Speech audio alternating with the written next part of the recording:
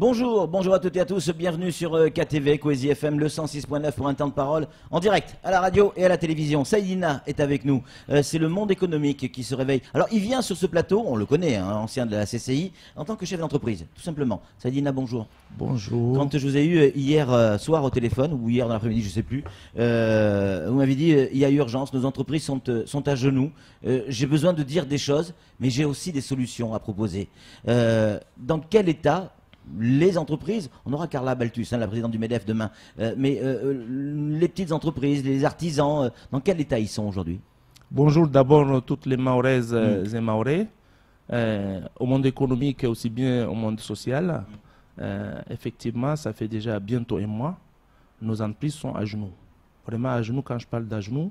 Et j'ai encore peur que plusieurs chefs d'entreprise vont me poser les clés, ils vont se barrer. Et non simplement qu'ils vont se barrer, mais quand même les salariés qui travaillent dans ces sociétés vont se trouver dehors. Et comme on connaît bien Mayotte avec la situation actuelle, bien que la situation avant, il n'y a pas d'emploi à Mayotte. Les seuls, je dis bien, les seules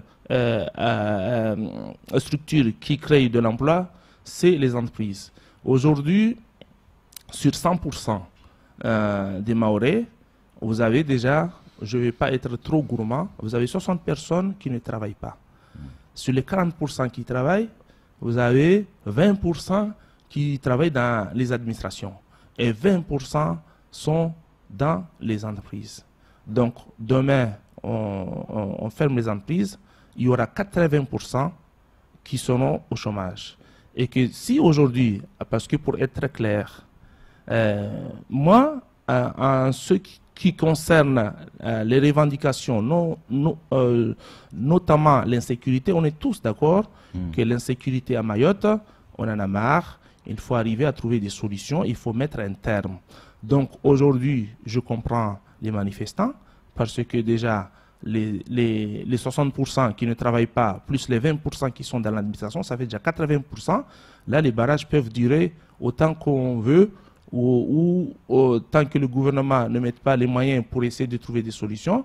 Là encore, on va se trouver avec 60% plus les 20% qui sont dans l'administration, plus les 20% qui travaillent dans les entreprises. Ça fait 100% des personnes qui vont se trouver dehors, dans la rue. Après, Saïdina, on comprend évidemment que l'impact économique est important sur les entreprises et on sait de quoi on parle aussi ici à Coésie, mais on est quand même tous d'accord qu'il faut trouver des solutions pour lutter contre l'insécurité. Sans sécurité, on ne peut pas développer véritablement nos entreprises. On est tous d'accord que...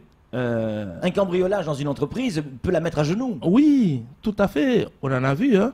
Moi qui suis là en train de vous parler, moi j'ai été cambriolé 13 fois. Déménagé.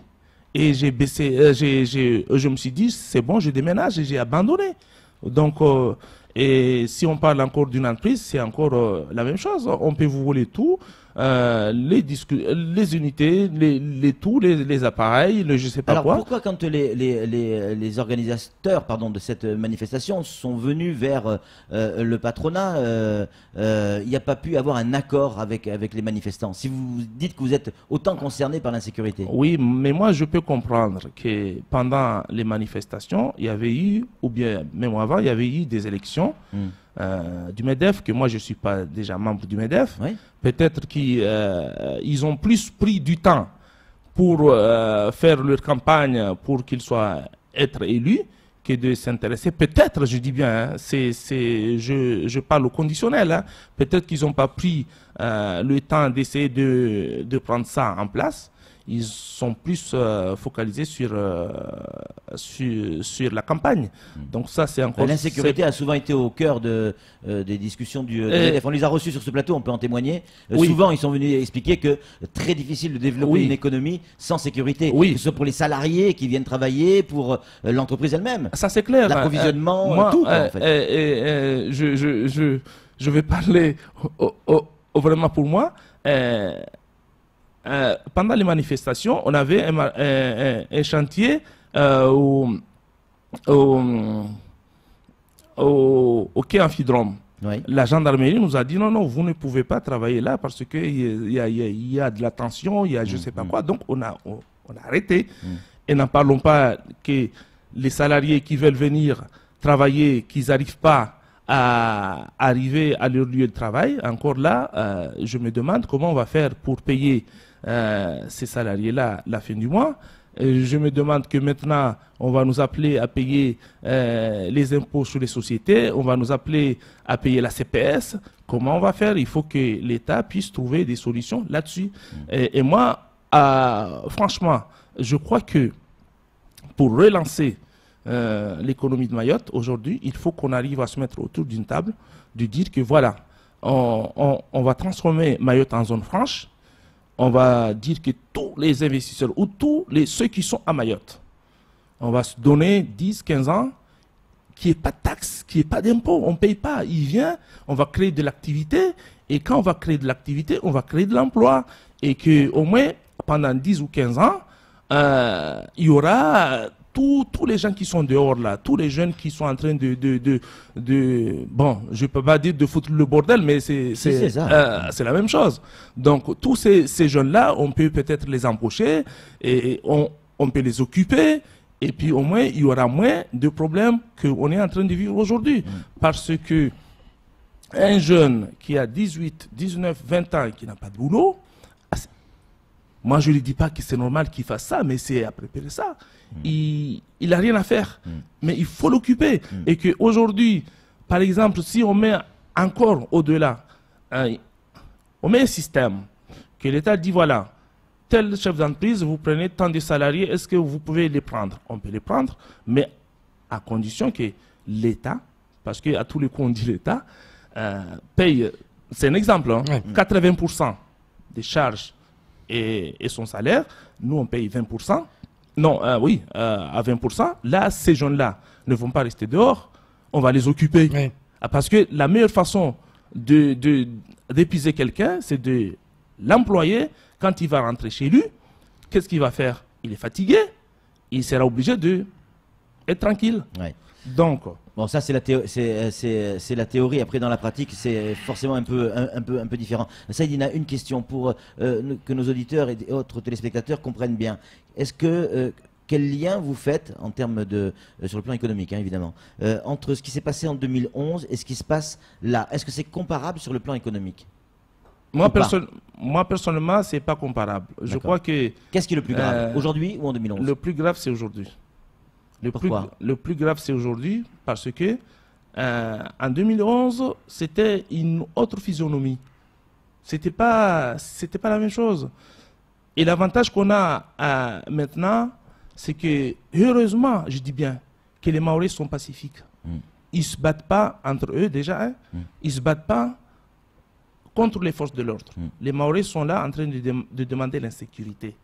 Et encore, en revenant sur la sécurité, parce que quand j'entends parler de la base, c'est quoi la base aujourd'hui? La base, pour moi, c'est la police et la gendarmerie.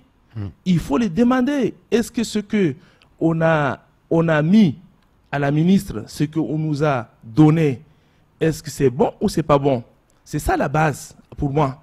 Parce qu'on est en train de dire de les protéger, on est en train de travailler avec eux. La preuve en est là, j'ai vu des images. C'est les gendarmes qui descendent, qui enlèvent les barrages, qui passent. Après, une fois qu'ils sont passés, ils remettent les barrages. C'est vrai qu'on a des images.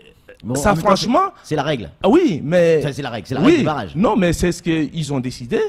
Pour l'instant, ça se passe très bien. Donc, on est avec les forces de l'ordre.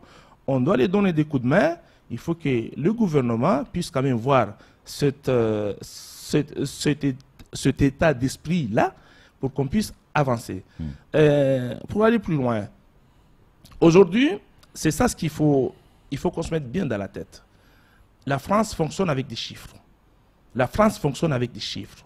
Les chiffres INSEE sont sortis, on est à 256 000 habitants. Sur les 256 000 habitants, ils les gardent. Zone police, on a combien d'habitants? On a tant d'habitants. On a combien de policiers à Mayotte? On a tant. Zone gendarmerie, pour ne pas dire les zones non urbaines. On a combien de populations? On attend. On a combien de gendarmes? On attend. Aujourd'hui, en termes d'effectifs, si on regarde les chiffres qui ont été annoncés, même si on est en train de les contester. Ces chiffres, qu'on les conteste pas, la France fonctionne comme ça. Donc eux, ils regardent qu'en termes de quotas, ils ont suffisamment de nombre de policiers et ils ont suffisamment de nombre de gendarmes. Sauf qu'il y a des gendarmeries qui ne devraient pas être, la gendarmerie de Mamoudzou ne devrait pas être à Mamoudzou, on est en zone police. Là, en Petit Terre, on a 2 brigades. C'est ça qui peut tout changer, selon vous? Je crois que si on redéploie... Ça peut régler le problème économique que les entreprises ont? Non. Parce que c'est de ça dont on parle. Non. Aujourd'hui. Non, mais certes. Mais là, on est en train de trouver des solutions. On est en train de mettre des solutions pour l'insécurité. Oui. Parce qu'un investisseur... Mais ce que vous dites, Saïdina, c'est possible dans les années qui viennent. Ça ne va pas se faire du jour au lendemain. Si. Là, les Mahorais demandent une réaction immédiate. On l'a entendu, Cambis qui disait tout à l'heure, on veut, là, d'ici dimanche, des actions fortes, concrètes, pour pouvoir effectivement lever les barrages et donc retrouver une forme d'économie. Oui, mais ça, il n'y a que les gouvernements qui peuvent faire ça. Ben oui. Mais moi, mettre en place des casernes aussi. Hein. Moi, personnellement, je suis en train de porter des solutions, notamment pour tous les coupeurs de route là, qui sont en train de nous emmerder dans ce pays. Moi, je suis désolé. Il faut monter des brigades anti-coupeurs de route. C'est les Mahorais de se mettre autour d'une table, de mettre ça en place, même si on est dans un territoire français. Même si vous ne pouvez pas faire ça, c'est oui, mais les coupeurs de route, ils sont dans un territoire français, ils font ce qu'ils veulent. Non. Mais moi, je suis désolé. Pour ça, il y a les forces de l'ordre. Oui, mais il faut qu'on travaille en partenariat. Ces milices-là, il faut qu'on travaille en partenariat avec les forces de l'ordre. On sillonne ce pays, on le nettoie. On le nettoie. Il faut que la peur change. Aujourd'hui, ce sont les habitants qui ont peur. Il faut que les coupeurs de route, les voyous, les je ne sais pas quoi, il faut qu'ils aient peur. Il faut qu'on change la donne. Saïdina, vous avez le même discours que Cambi tout à l'heure. Vous dites la même chose. Vous êtes venu pour parler effectivement d'économie et très vite, c'est vos tripes qui parlent, c'est l'insécurité qui prend le dessus. Oui, parce qu'un investisseur qui débarque à Mayotte, bien sûr, s'il voit que ils peuvent pas, il voit les images, il lit les presses, il va se barrer. Hein. Bien sûr. Il va partir avec sa valise. Donc effectivement, on est d'accord. L'affaire de l'insécurité, on est tous, l'insécurité, c'est une affaire de tout le monde. Mais par contre, les entreprises sont à genoux. À genoux, donc il faut rapidement trouver des solutions pour lever les barrages. Il faut qu'on arrive à la rigueur, si on finit la semaine, c'est bien, on peut encore supporter, mais le lundi, il faut que les barrages soient levés pour que tout le monde retrouve son boulot et qu'il y ait du calme dans ce département. Merci beaucoup Saïdina pour votre intervention. On l'a bien compris, hein, un grand nombre d'entreprises aujourd'hui sont à genoux. On reviendra sur ce sujet plus longuement avec la présidente du MEDEF demain, Carla Baltus. Merci Saïdina d'avoir répondu à nos questions. C'est tout pour ce temps de parole. Tout de suite, la suite de nos programmes.